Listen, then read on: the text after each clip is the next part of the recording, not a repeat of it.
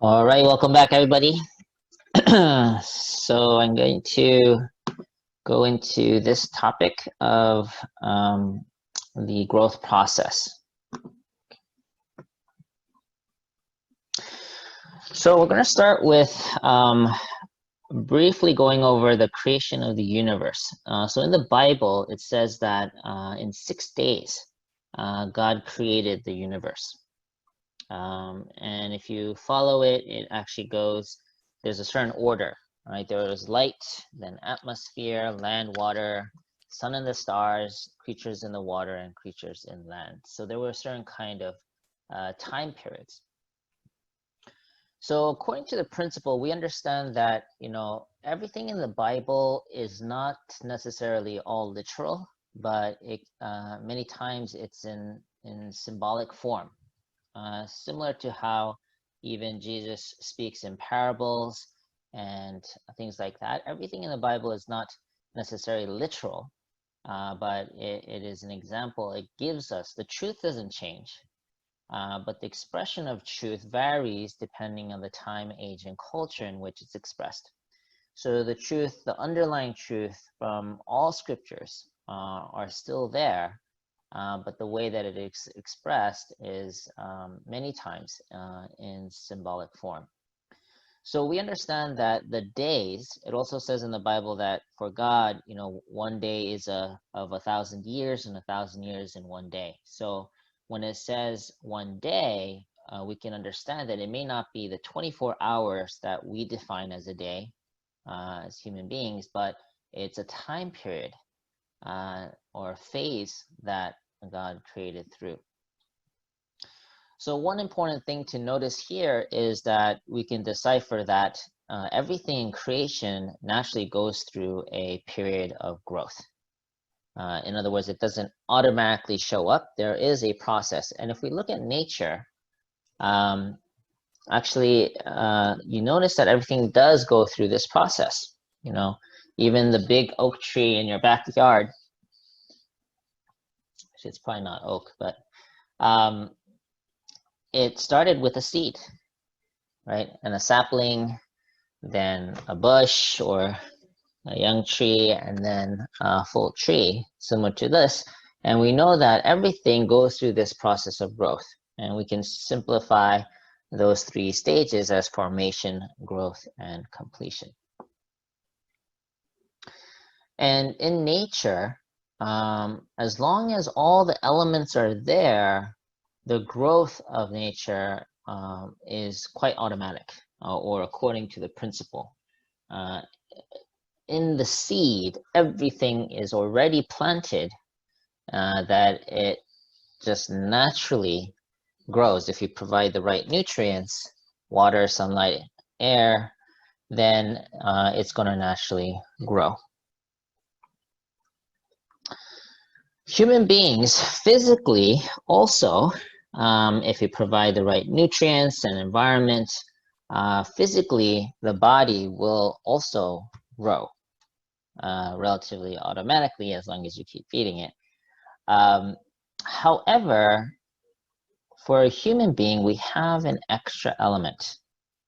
We have a spirit, and the spiritual growth of human beings takes our own responsibility, our own effort in order to mature. So that's one very important distinction between the rest of creation of plants and animals versus human beings. Human beings have a spirit, and the spirit doesn't automatically grow. We have to actually make effort for our spirit to grow.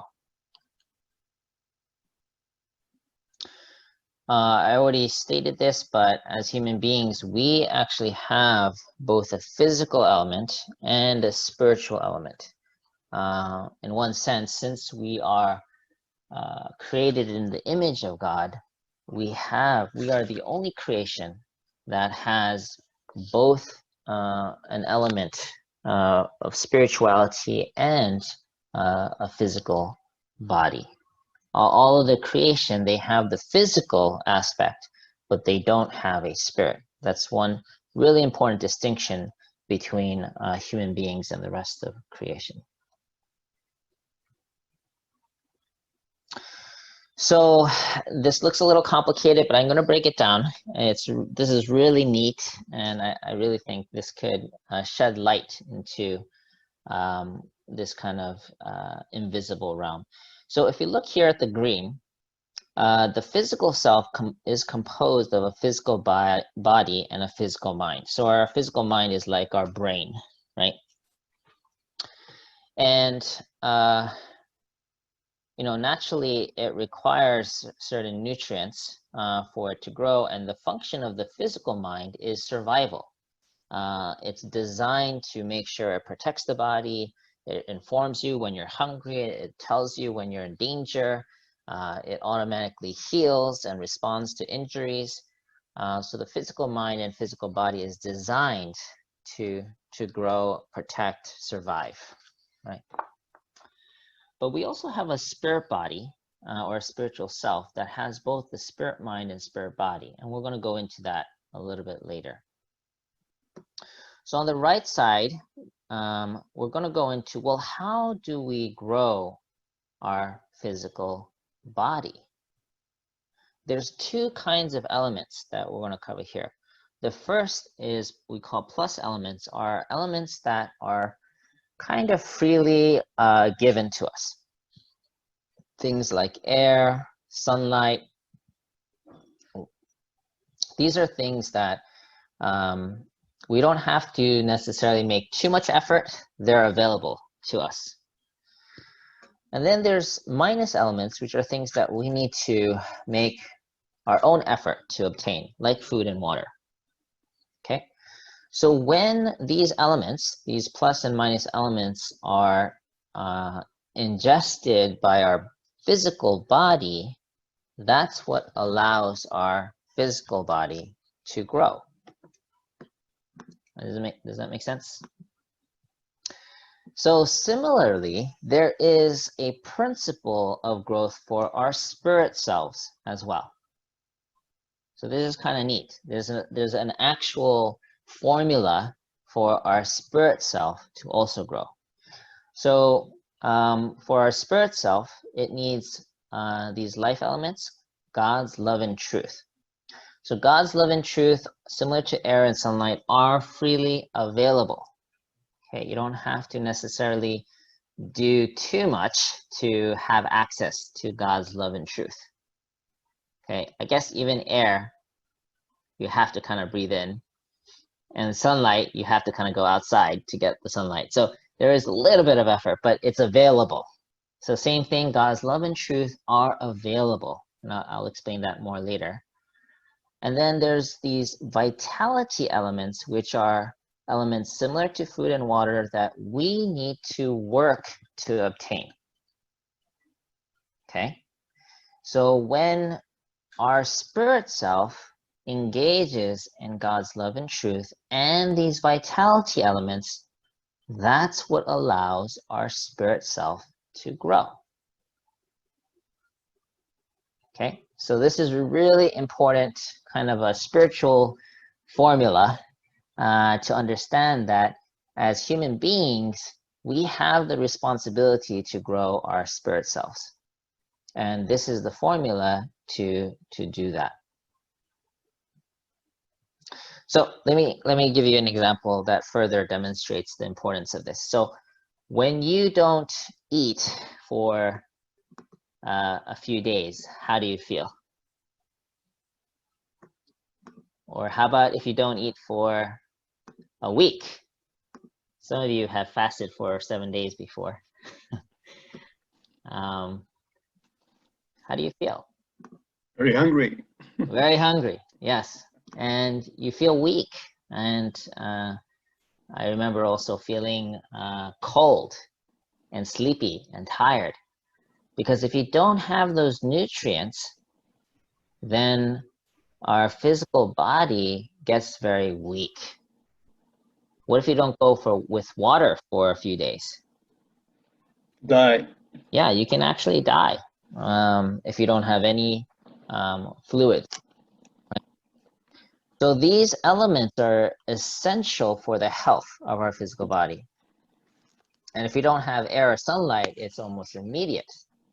when the body doesn't exist. So same thing with our spirit self. If we feel spiritually weak, has anyone felt spiritually weak or tired or dead before? Yeah. Some of you are too tired to even raise your hands. No, just Many kidding. times. But yeah, it's most likely because you haven't been ingesting your vitality elements recently, right? Because even if you're physically feeding yourself, if you're not spiritually feeding your spirit with vitality elements, then you tend to become spiritually weak. And if you're void of God's love or truth, then this can also cause spiritual hunger, spiritual death even. So it's really important to understand this dynamic, that we're responsible not just for our physical well-being, but our spiritual well-being. Okay, so how do we apply that? So nourishing our spirit body requires life elements, which is God's love and truth. And some things that you can do to do that is really engaging in God's love and truth. Some ways to do that is reading scripture, meditation, praying, going out in nature. All of these things are engaging in God's love and truth. Okay, because the principle exists in nature. If you go out in nature, you can actually observe principle in action. Okay, so those are freely available. Vitality elements require you to take action and do good deeds, volunteering, serving others, healing relationships, any kind of action where you are growing your heart, where you're really exercising love by caring for others. That's what allows you to obtain these precious vitality elements. Okay, so these are some examples of how you can gain life elements and vitality elements. Again, any form of service. And you can do this in your own family. You can just call up your neighbor or your friend and express appreciation anytime you really engage again in serving, helping, loving, caring for others. You're able to obtain these vitality elements. So as religious people, there is another question that comes up very often, and that is the question of heaven and hell.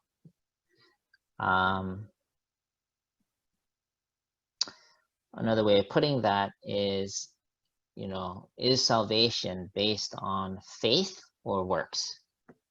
And this has been a historic question that has been asked throughout the ages. In fact, wars were fought based on the answer to this question.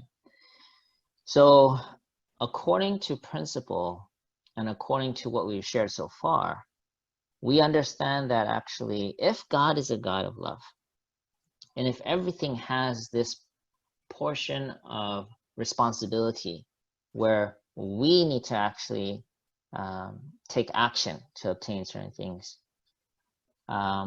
we cannot avoid or we can come to the conclusion actually that the human spirit, it's not God who decides whether a person's spirit enters heaven or hell. It is decided by the spirit, him or herself. This is in Divine Principle, page 50. This is a very profound statement. Okay, it basically says that you need both. Heaven and hell, faith and works.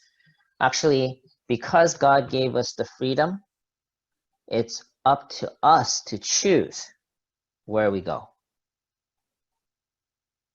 Okay, so faith is required in believing and trusting that God exists and that God loves us. But the works is our portion of responsibility to make effort to grow our hearts to better resemble God and to be able to love others more.